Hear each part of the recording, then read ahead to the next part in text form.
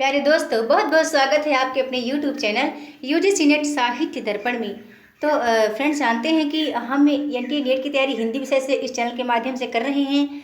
तो आज की क्लास में फ्रेंड्स हम हिंदी का प्रवासी साहित्य देखने वाले हैं। यह इकाई 2 में, हमारे इकाई 2 में यह टॉपिक ऐड हुआ है, यह लगा हुआ है और एक न्यू टॉपिक भी है।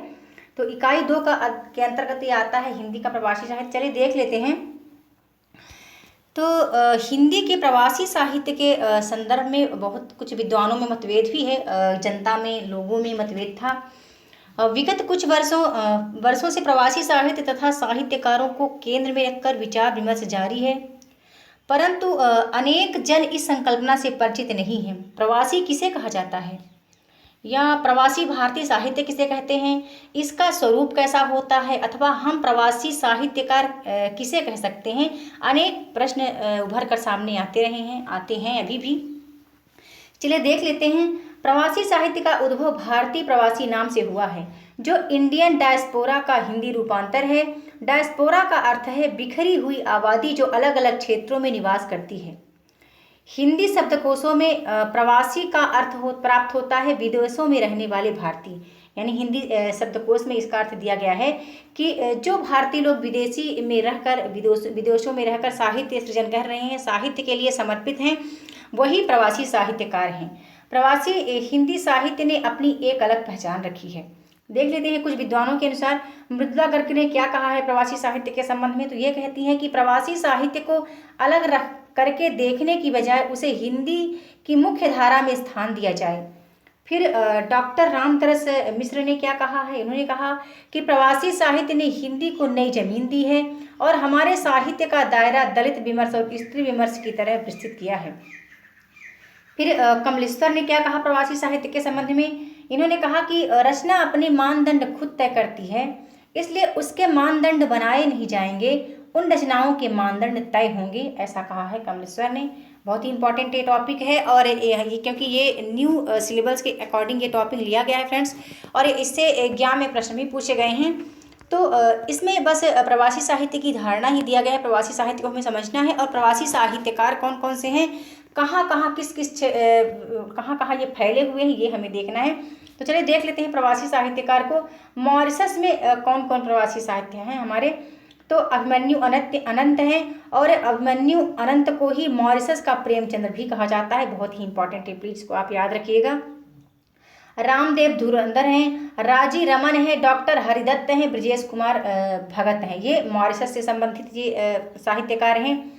फिर अमेरिका के कौन कौन से अमेरिका में प्रवासी साहित्य हैं। तो सुधा ओम ढींगरा हैं, 1960 वर्ष इनका जन्म समय है। अंजना अधीर हैं, इला प्रसाद हैं, उषा विजय कोल्टर हैं, राजश्री हैं, वेद प्रकाश वटुट हैं, जो कि अमेरिका से संबंधित हैं। फिर बात करूं ब्रिटेन से, तो ब्रिटेन से कौन संबंधित है। तेजेंद्र शर्मा हैं, दिव्या माथुर हैं, तोसी अमृता हैं, नरेश भारती हैं, निखिल कौशिक हैं, उषा वर्मा हैं।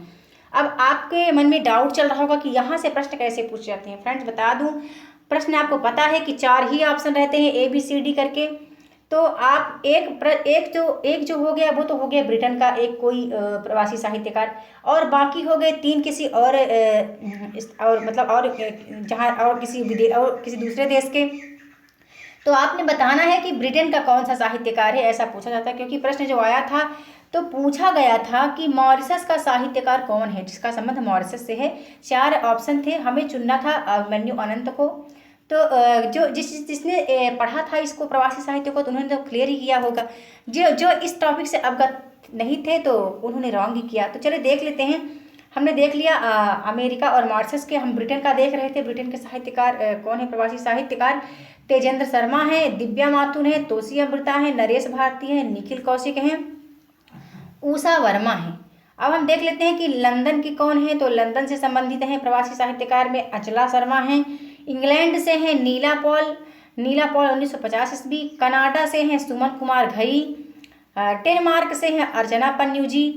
फिर कुवैत से आते हैं, तो कुवैत से हैं दीपिका जोशी। आबू धाबी से हैं कृष्ण बिहारी। नॉर्वे से हैं सुरेश चंद्र शुक्ल हैं। ऑस्ट्रेलिया से हैं राकेश त्यागी, और कुछ अन्य भी हैं जो कि रचना श्रीवास्तव हैं, जकिया जुबैरी हैं, सुषमा वेदी हैं, सुषम वेदी हैं, शैला अग्रवाल हैं, अशोक गुप्ता हैं, आदि हैं। यहाँ जो इम्पोर्टेंट थे उनको हमने लिया है फ्रेंड्स। चलिए आगे देख लेते हैं कि प्रवासी साहित्य की विधाएं क्या हैं, किस किस विधा में प्रवासी लोग साहित्य सृजन कर रहे हैं। तो प्रवासी साहित्य के अंतर्गत कविताएं, उपन्यास, कहानियां, नाटक, एकांकी, महाकाव्य, खंडकाव्य, अनुदित साहित्य, यात्रा वर्णन, आत्मकथा आदि का सृजन हुआ है। इन साहित्यकारों ने अपनी रचनाओं द्वारा नीति, मूल्य, मिथक, इतिहास, सभ्यता के माध्यम से भारतीयता को सुरक्षित रखा है, हिंदी को प्रवाहित रखा है, जिंदा रखा है। किसने? हमारे प्रवासी साहित्यकारों ने बहुत योगदान दिया है हिंदी के लिए। आज स्थिति यह है कि मॉरिशस, अमेरिका, इंग्लैंड 3 ऐसे प्रमुख देश हैं जहां प्रवासी भारतीयों की संख्या सर्वाधिक है। इन देशों में हिंदी लेखकों की संख्या भी ज़्यादा है। तो फ्रेंड्स, हमने देखा ये प्रवासी साहित्य को, बहुत ही छोटी सी वीडियो है बट इम्पॉर्टेंट भी बहुत है, क्योंकि यहीं से प्रश्न आपके एग्जाम में पूछे जा सकते हैं। तो उम्मीद करती हूँ आपको ये वीडियो पसंद आएगी। और जाते जाते कहना चाहूँगी, आपको वीडियो कैसी लगी कमेंट करके ज़रूर बताना। वीडियो देखने के लिए बहुत बहुत धन्यवाद।